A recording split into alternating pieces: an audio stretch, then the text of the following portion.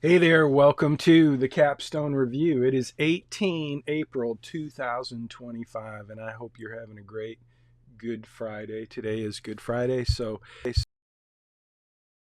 get to the review. I've been under the weather and out of pocket, and this, that, and the other thing. So sorry it's taken so long, but I want to get to the reviews. These are the capstone excuse me, the capstone reviews for the students who gave me permission to use their capstone and their financial plan to show you their plan. So I wanted you to know I'm sitting in my RV here at Lake Livingston State Park. You can see down below just some footage that I took from that was at Brazos Bend State Park, but this is a different state park. We have the beautiful Lake Livingston right out yonder. And so I'm sitting in my RV little office space. So I'm not running this live as I normally would because the Starlink is sometimes a little sketchy. So I'm going to just record this and post it, and you'll get to see it where it always is in the playlist for this semester. So let's get started. I'm going to take us to the iPad, and this, now I'm looking at my iPad. You probably saw that before here, let me just show you so you can see what I'm seeing. So I'm working on my iPad, and I'm going to put that up on the screen so you can see my iPad. Maybe I'll get rid of that title below in a minute, but I just want everybody to know this is the capstone review that you've been waiting for. So one of the students that gave me permission to use her, I think it's a her, let me see, Haneet, thank you very much, Haneet Singh. I'm sorry I don't have your picture, but at any rate, I thank you. I thank you. You and another student, Alex Kidd, gave me permission. That's really the only request that I received with permission to use your plan, so that's what I'm doing. So let's take a look at your plan. Your concerns were that you had a low probability of success. So let's take a look at why that's true. And by the way, for those of you who may not know it, when you sign into your plan, you should be going to Snapshot. That's under Dashboard. That's your snapshot. And that is where you get to see these elements. These are all feeding in from your RightCapital financial plan. So the first thing I notice, in addition to the zero probability of success, which we will get to in just a minute, the first thing that I noticed is that your tax allocation is a little bit interesting. So you have $465,000 in your tax deferred asset. So just FYI, for you and for any other student who may have this kind of number, that's great. But when you do your capstone assignment, just tell me, how did you accumulate that much money? And ideally, you would tell me, look, we set our birthday forward, so we're 10 years older, and I got my dream job, and I'm imagining that I'm 10 years down the road, and I've been funding my 401k now for 10 years, and this is my asset allocation and my investments, and this is my contribution, how much I've been putting in. And so for 10 years, I just made the assumption that this was my IRA contribution account balance after 10 years. That would be perfect. I'd be like, awesome. That's what I'm looking for. So we've got a taxable asset, that's the big blue bucket. The tax deferred asset, that's the IRA or the big brown bucket. And then the gold tax free bucket or the Roth IRA is that one right there. So good job on that. This is typically what I'm looking for when I'm reviewing your capstone assignment. Now, you would take that screenshot and pop it into your assignment PDF. I'm not jumping into your plans. Like, I'm not getting into your financial plan to review your capstone. I'm looking for you to create that document for me. Otherwise, it would take me quite a while. So anyway, probability of success. Where do we go for that? Let's go to retirement. This is the first thing I would do if I were you to get to this section of your plan to figure out what's wrong, what's going on. So I'm going to hit a couple buttons, And then I'm going to jump over to profile. I just want to check a couple of things. This is how I would review if you were a client.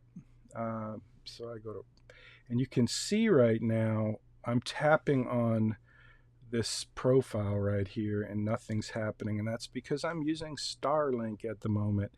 And Starlink is not giving me a great result.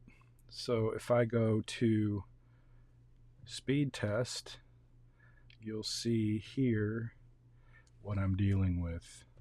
So let me just run a speed test real quick and you get to see the results. It looks like I am connected to Starlink, and Starlink is telling me nothing yet. It's getting ready to give me a number. It's not bad. It's not great. Sometimes it's up to 150 megabytes down. But today, it's intermittent. That's the problem. Out here in the park, there's so many trees that this is what I'm dealing with. So anyway, we should have a connection. So now it's going to refresh, I hope. I'm sorry, that's why I'm not going live right now. But let me just tell you, this may require me to jump on my motorcycle and drive back to my office. I've tried to do this a couple of times, and this is why your capstone review is currently late. It says Safari can't open it. That's a bummer. Here we go. Give me just a second. I apologize. I might go in and do a little post editing, which I hate to do. I hate to spend time editing videos, but I might do that for you because this is not good for you to have to wait. So if you're watching this, it's because I was lazy and I didn't go and edit the video. So here we go. Why is this a zero probability of success? The first thing I would do if you were a client or if I were just trying to help you diagnose your financial plan is I would click on cash flows. And so when you do that, you're going to see, it's going to take you to this map. I'm trying to pinch my screen to make it smaller, but it's not letting me. There we go. Okay, so it starts you in this map, but what I want to do is I want to click on the summary. So I click on the summary and I look to see what's out of whack here. I'm just looking for numbers, and so you can also look for numbers here. Let me just give you some better numbers. Get rid of that. So this is your cash flow. And I'm looking at, what are you seeing here? So in 2025, age 45, income is 64 grand. And I can click on, by the way, each of these links. I'm not going to do that right now because my bandwidth is so tight that I might lose it. But I definitely need to jump into these expenses because look at that. You have total inflows of 64 grand, expenses of $196,000. That's a problem. That's what we have to figure out. Somewhere in this number right there is your problem. I'm just confident of that. So now to figure that out, I'm going to click on, this is a hyperlink, so I'm going to click on that, the expenses, and it's going to show me living expenses and housing. So your housing, look at that number. You're paying off debt. Excuse me. And your housing costs, it's huge. So let me click on housing. It's a hyperlink, so I clicked on housing and it brought up this. So what are we looking at here? We're looking at the housing expenses, and it's got mortgage principal, mortgage interest, property tax, insurance, and HOA.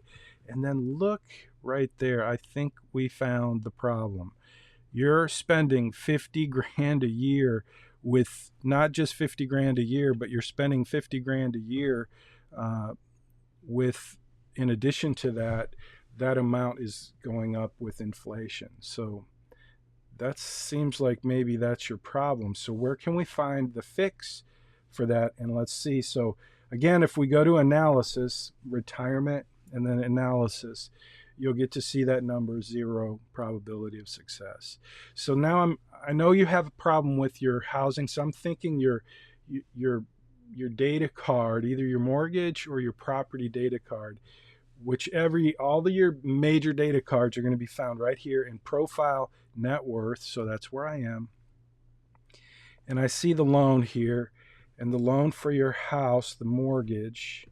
If I click on that data card, it's a 30-year loan with a monthly payment of $3,000, and you've got a minimum payment of $1,337. But it looks like you're trying to pay it off a little early. Early payoff $2,055. So good for you. So it's not there. Let me hit cancel. Now I'm going to go to the property. Good job.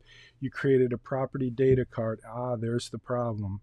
You have annual maintenance of $50,000. That's a lot of maintenance. You must have dogs. Like, you must have pit bulls, like a whole army of them, or monkeys or something. That's a problem. I don't know what you were thinking. I'm assuming you added a zero. So if I take out a zero and hit save, let's just say you spend $5,000 a year. That's a reasonable price. That's actually what I tell folks, clients. If you have a house, as it gets older, you're going to constantly be doing maintenance on it, whether that's a new roof or new gutters or tree maintenance. I mean, you can do a lot of different things. It can include landscaping and so on. So anyway, let's now go check this out. Go to retirement, go to analysis, just like we did before, or we could go to your snapshot, either one. Look at that. Now we have probability of success 89%, which is fine. And by the way, your ending value in your plan is $3,250,000. So as you should know, everybody pay attention to what I'm about to say.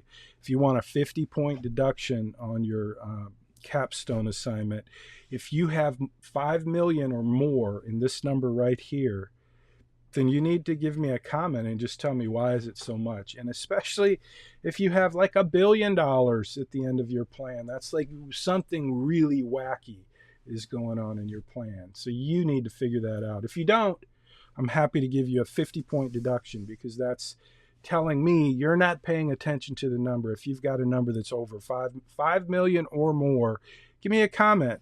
5 million is not a big number. I mean, that would just... I got 5 million. I don't know. Give me a little help. What did you look for? Did you do what I just did? Did you jump into your cash flow? Did you figure out why you have 5 million? But if you got 50 million or 150 million or $1 billion, you can't know. You can't imagine how many capstone assignments I get, and students have $1 billion in savings, not just here in retirement, but when we go to, I just clicked on those 3 dots. So if you forgot how to get to debt management, that's how you do it. So this plan currently doesn't have the debt, and this is part of your capstone. You have to give me this screenshot, and then you have to show me which strategy are you going to select. So I selected highest to lowest, and I'm going to hit refresh. And when I do that, it's going to give me this amount of savings. So you're going to save $18,000 over 27 months. And now if I go to retirement and go to analysis, watch what I'm going to do. This is kind of inside baseball. But if I go to action items, see that action items button, that allows me then to say, okay, instead of see all these options, these are all drop downs. So I'm going to say, okay, let's just see, what does my plan look like? What does my probability of success look like if instead of using my current payment schedule, I use what I just created, the debt strategy. So I just hit debt proposal, hit refresh, and then see if it moves the needle. Dun, dun, dun, drum roll, please. Yeah, it moves at 1%. In this plan, your debt isn't really that huge. It's not making that big of a difference, but still it makes a difference, and still it's part of your capstone assignment. So make sure you do that. So hopefully that was helpful. That's pretty much it on this plan. I mean, I'm not going through every element of your capstone, but what I wanted to do was answer your question, address your question, solve your problem, which I did. The problem was you added a zero. Something that simple can throw your plan out of whack. That's why these cash flows are the best way to figure out what's out of whack in my plan. And that's typically one way to figure out what's out of whack in your financial life. If you have if you have the records of your cash flow in and out, you'll be able to quickly see where you're bleeding to death in terms of financial overspending, or if you're, it's a good place to start, is what I'm saying, especially if we're reviewing your plan. So right now I'm going to go to a different screen because hopefully that worked. So I don't want to show you all of my clients. So I'm navigating right now, hoping the internet works, and I'm going to find Alex Kidd, our next victim. Alex, thank you very much for, in fact, both of you, I really appreciate your willingness. Now I'm going to click on that. Okay, so I should be able to, where do I want to be? Hold on just a second. Oh, there I am back in the studio view for you to see what's going on. You can see my whole studio view here. That video, I love watching that video. My grandson Caleb and I would go out at Brazos Bend and we would look for alligators, and I would actually pay him $1 for every alligator that he sighted.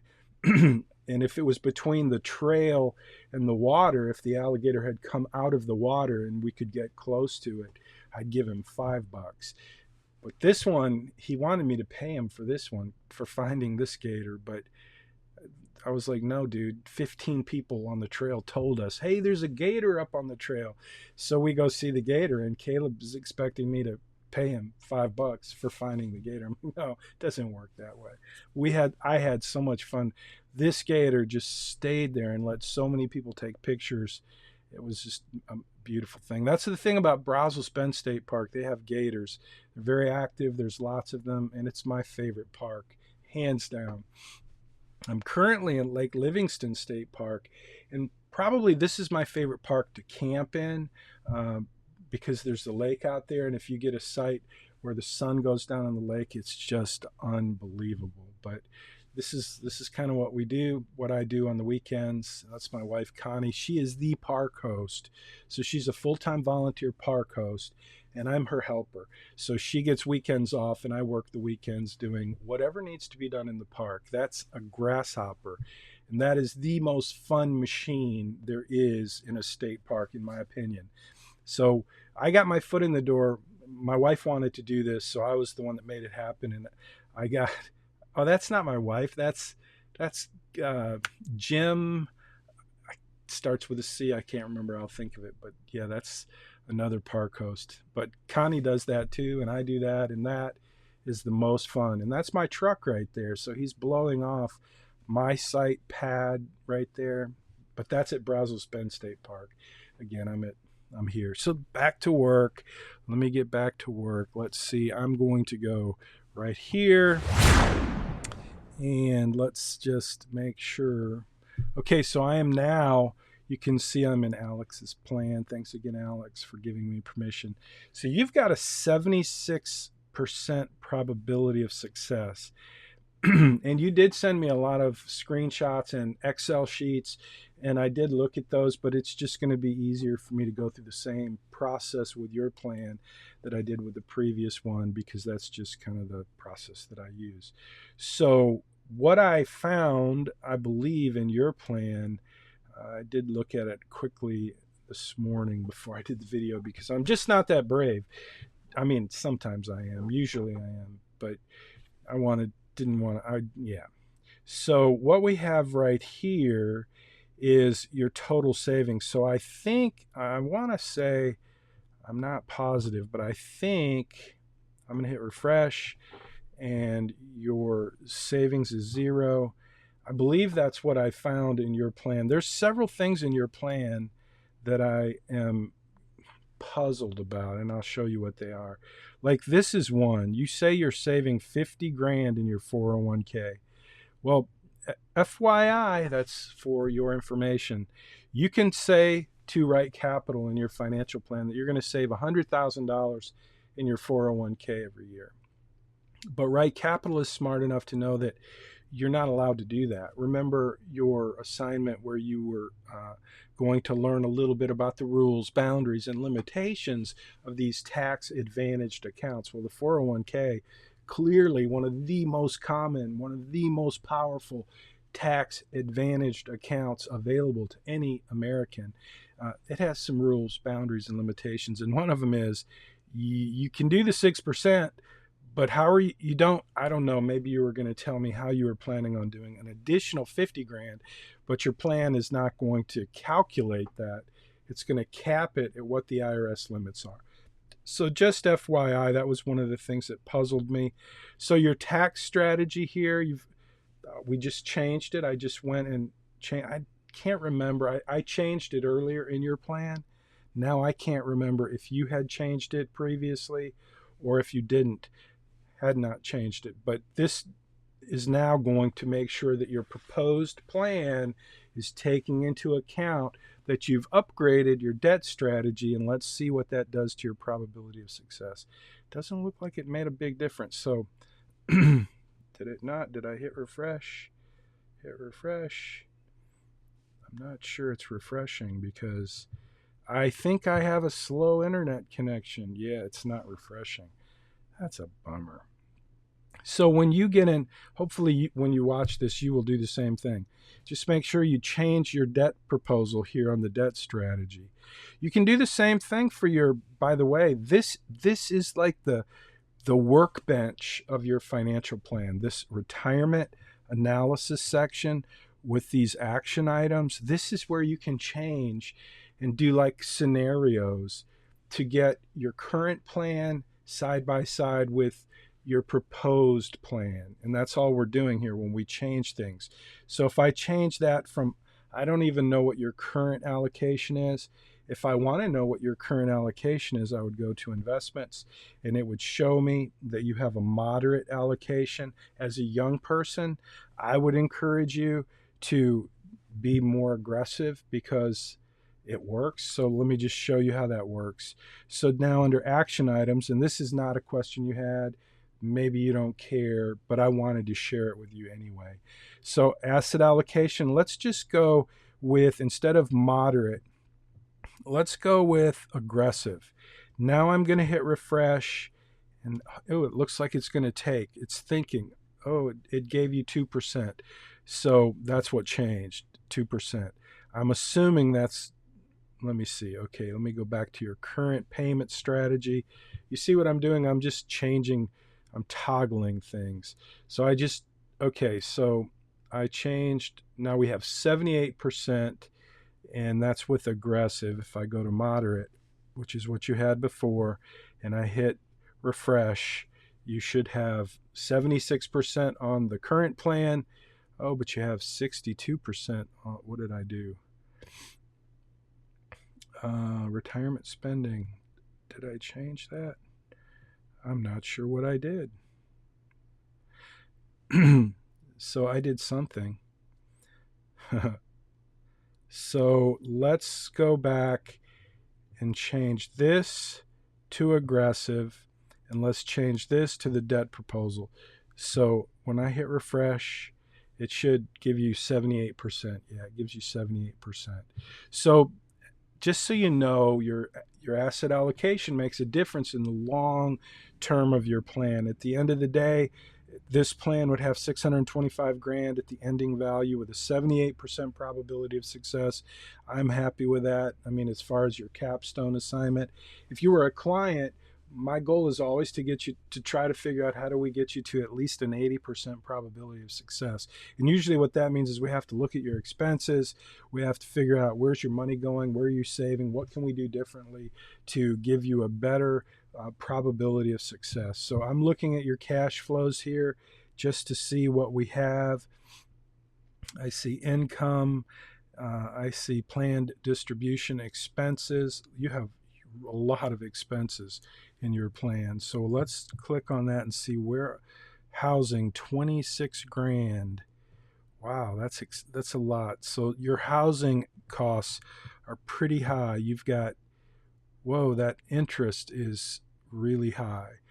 Your maintenance is good. So I see all that. That's coming right from that property data card and the mortgage card as well. So it doesn't look bad, but man, your mortgage interest, you're spending a lot of money on mortgage interest. So now I'm curious. I'm going to go back over here. I'm going to look at your loans. I'm going to look at your home loan and see what kind of interest you have. 7.5% in a 30-year loan with a monthly payment of $17.84, a minimum payment of $16.08. So yeah, uh, that's a lot of interest. I hope you did a little research. Um, Gosh, I haven't applied for a mortgage in a while, but 7.5 seems pretty high.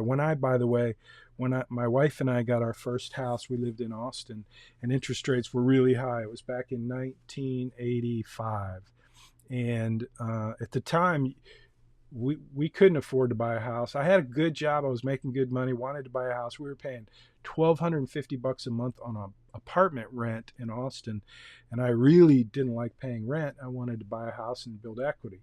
So at that time, Austin offered this thing called it was a bond that they did for new homeowners. So if you'd never had a home, you qualified or you could qualify for 11.5% interest, and that was a way better deal because interest rates were like 14%, which was huge.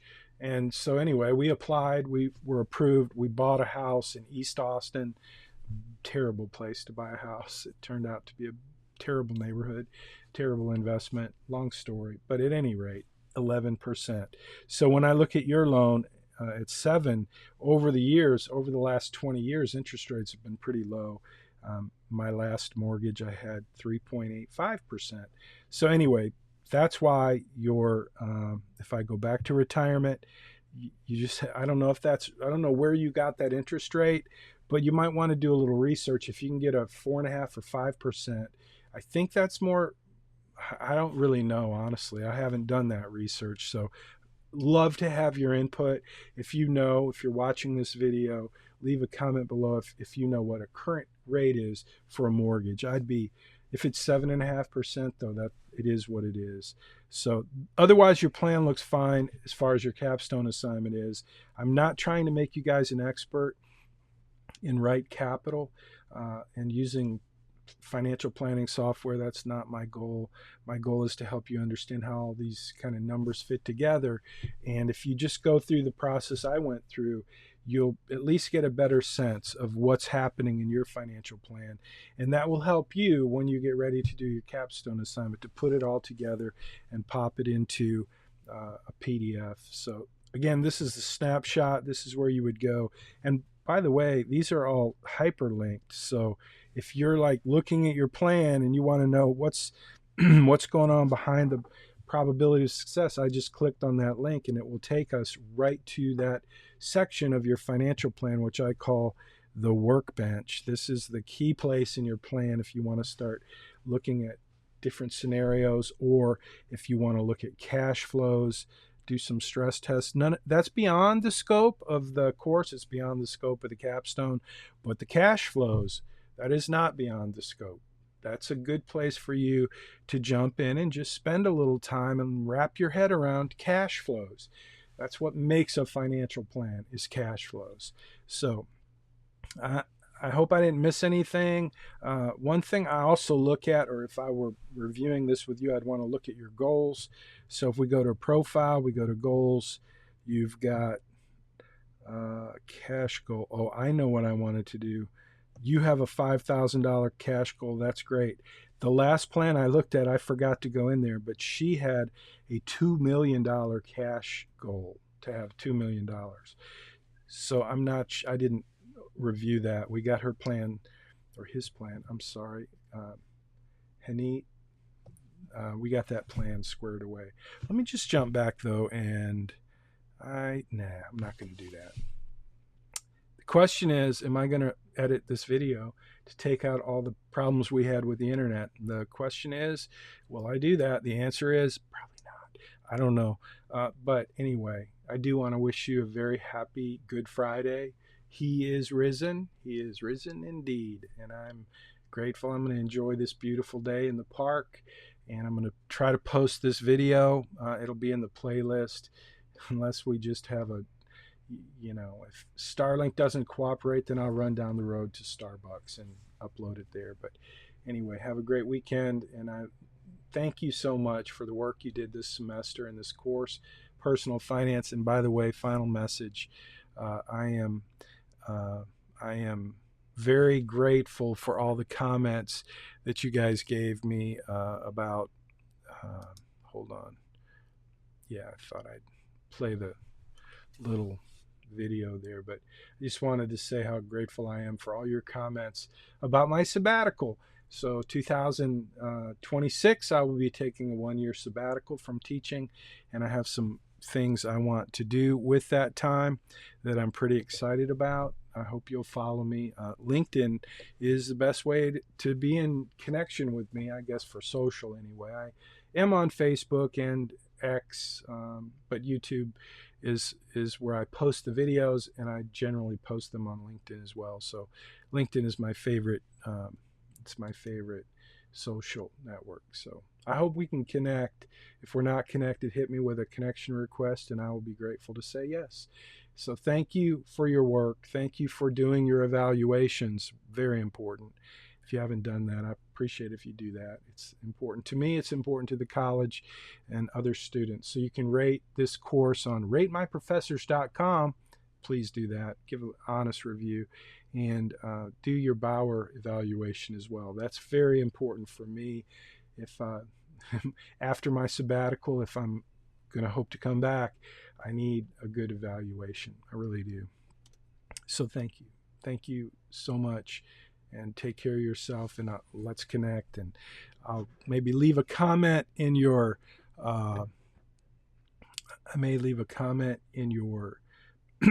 capstone assignment to say thank you. But in the meantime, thank you.